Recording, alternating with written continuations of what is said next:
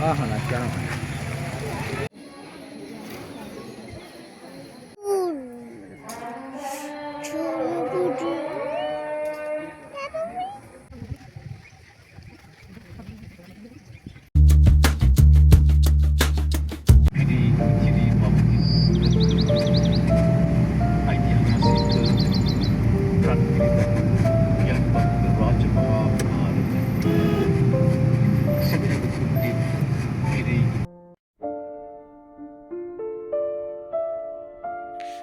ආයුබෝවන් යාළුවනේ.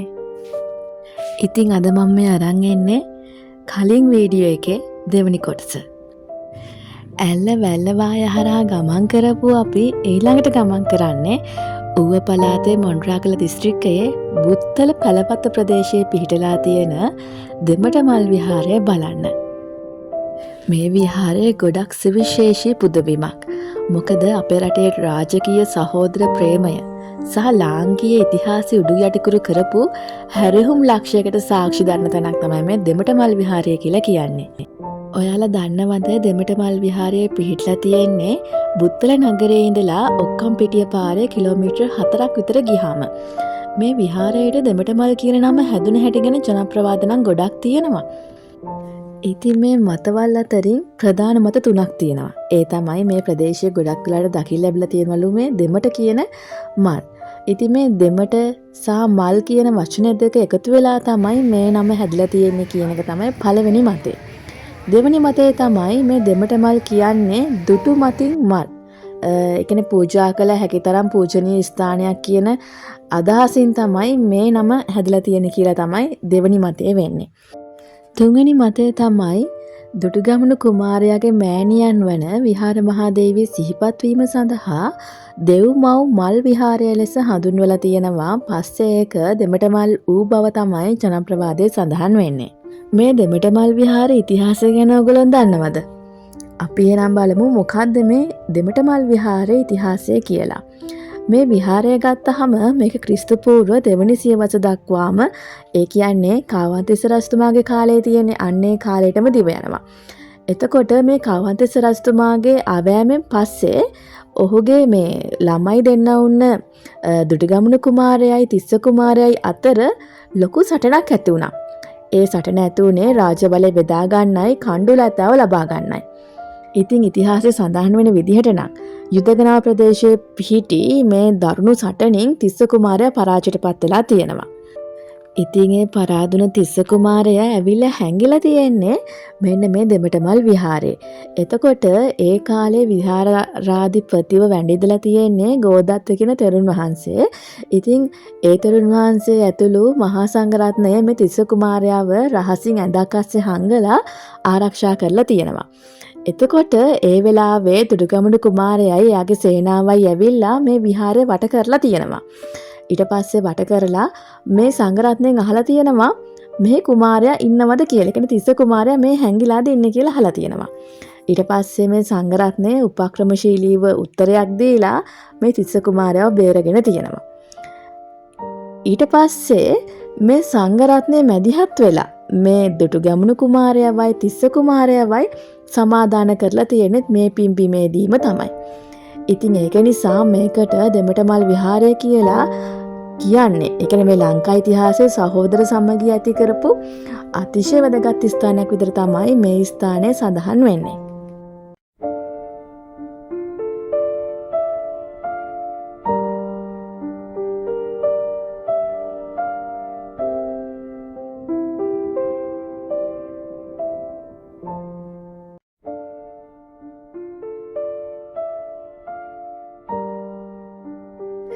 ඉතින් යාළුවනේ ඔයාලත් බුත්තල හෝ කතරගම පැත්තේ යනවනම් මේ පුදබිමට ගිහිල්ලා මේක නිස්කලංක බව විඳ ගන්න අමතක කරන්න එපා.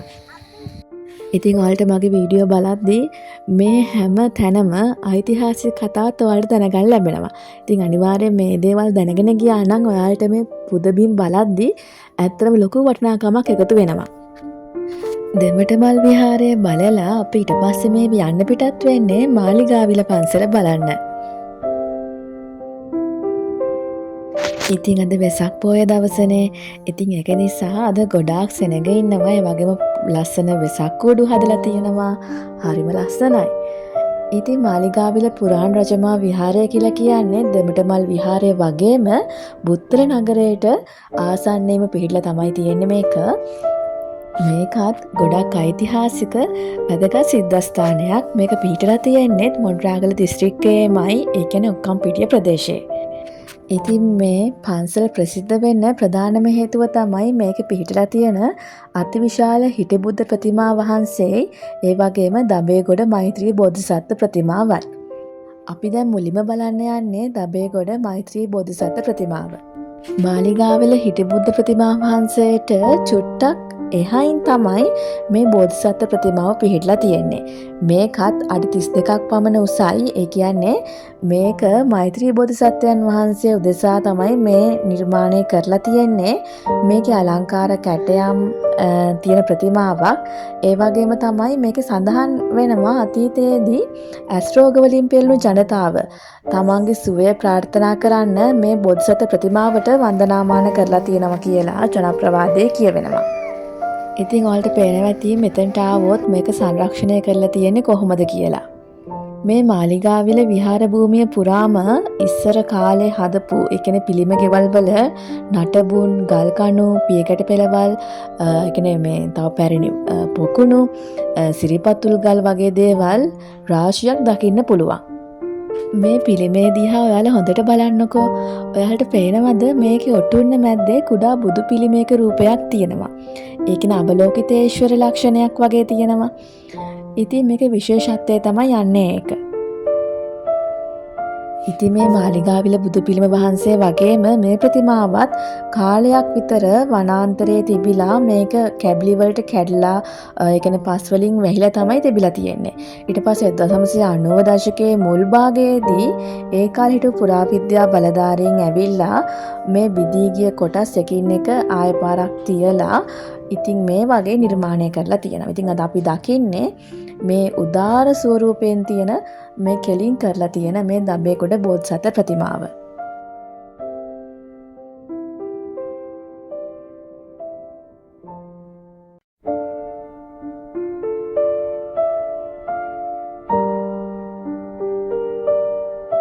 ඉතින් මාලිගාවිල යන ඕනෑම සංචාරකයෙක්ට පුළුවන් බුදු පිළිමේ වැඳ පුදාගෙන චුට්ටක් දුරක් පියකට පෙළ දිගේ ඉදිරියට ගියාම වනාන්තරයෙන් වට වුණු මේ නිශ්ශබ්ද පරිසරයක පිහිටි අලංකාර බෝධිසත්ව ප්‍රතිමාව දැක බලා ගන්න.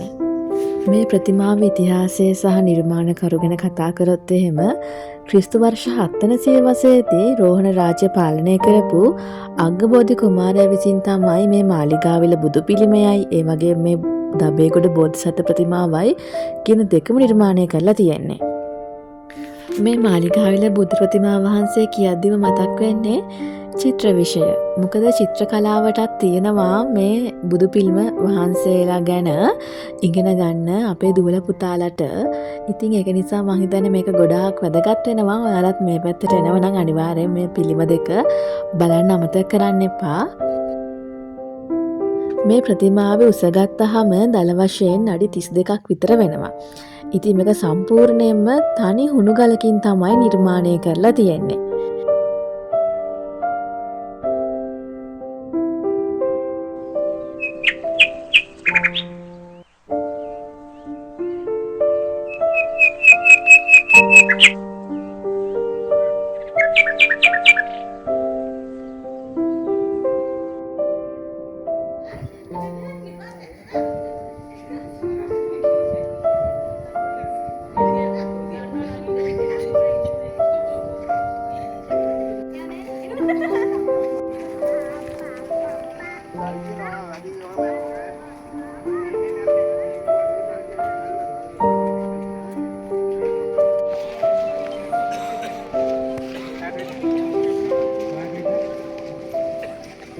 දැන් අපි මේ ඉක්මනට යන්නේ මාලිගාවිල බුදු ප්‍රතිමා වහන්සේ බලන්න.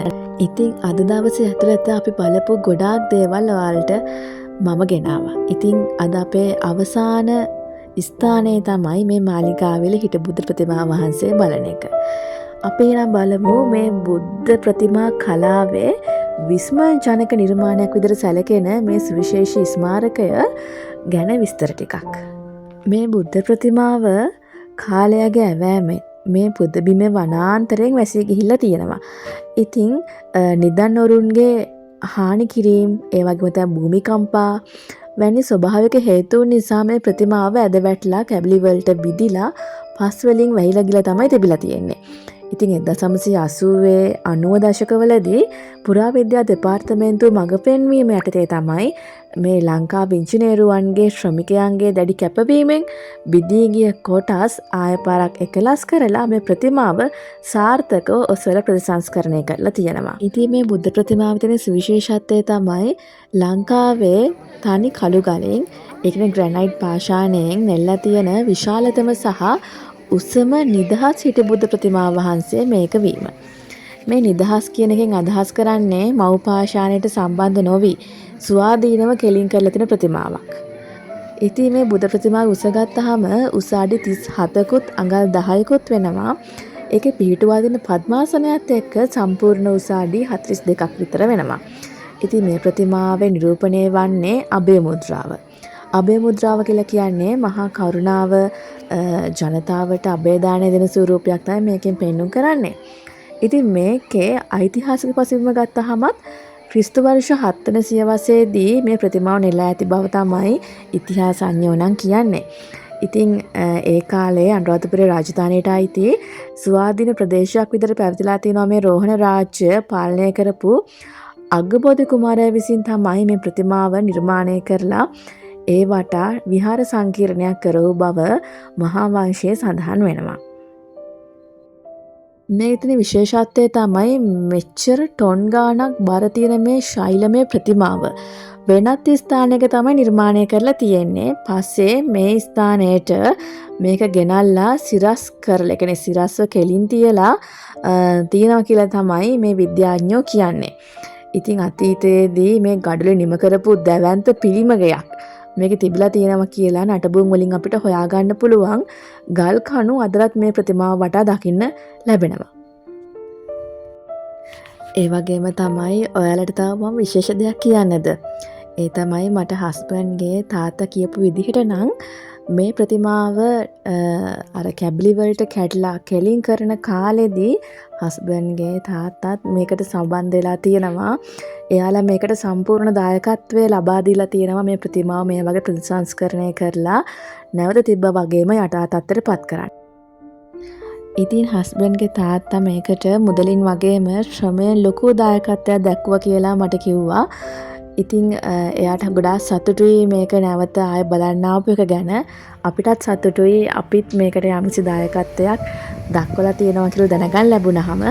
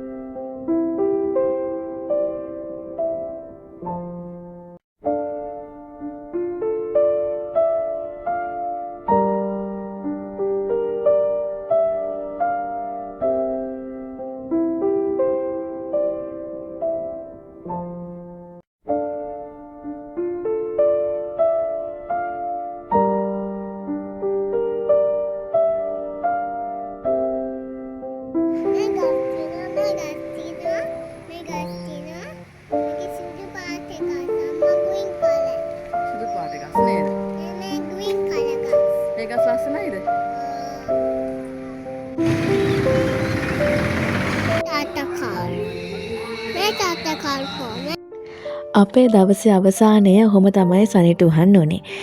ඉතින් අපි අද ලොකු සංචාරයක් අවසන් කරලා තමයි දැන් අපි මේ ගෙදර යන්න ලෑස්ති වෙලා තියෙන්නේ. බලන්නකෝ පාර දෙපැත්ත කොච්චර ලස්සනද කියලාද. අද වෙසක් දවසනේ. ඉතින් අද පාර දෙපැත්තම මිනිස්සු ගොඩාක් පිරලා ඉන්නවා. ඒ වගේම වෙසක් කූඩු තොරන් හරියට තියෙනවා පාර දෙපැත්තේ.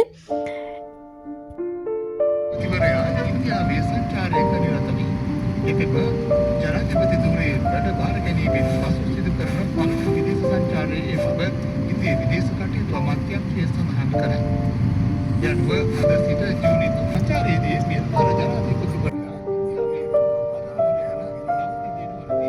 මගේ පළවෙනි වීඩියෝ එක බලපු ඔයගොල්ලෝ හැමෝම මගේ දෙවෙනි වීඩියෝ එකත් ආදරෙන් වැළඳ ගන්න ඇති කියලා මම විශ්වාස කරනවා. ඉතින් මේ වගේ තවත් ලස්සන වීඩියෝ එකකින් හමු වෙන බලාපොරොත්තුවෙන් මම අද ඔයාලගෙන් සමුගන්නවා. අපි නැවතත් ලස්සන වීඩියෝ එකකින් හමු වෙමු. ඔයාලා හැමෝටම සුබ දවසක්. ඉතින් මගේ වීඩියෝ එක අද හොඳයි කියලා හිතනවා නම් අනිවාර්යයෙන්ම වීඩියෝ එකට ලයික් එකක් දාන්න අමතක කරන්න එපා. ඒ වගේම මගේ channel එකත් subscribe කරන්නත් අමතක කරන්න එපා. ඔයාලට මේ වගේ තව අලුත් වීඩියෝ එකක් මම අනිවාර්යයෙන් ළඟදිම ගේනවා. හැමෝටම බුදු සරණයි. ආදරෙන් පරිස්සමෙන් සතුටෙන් ඉන්න.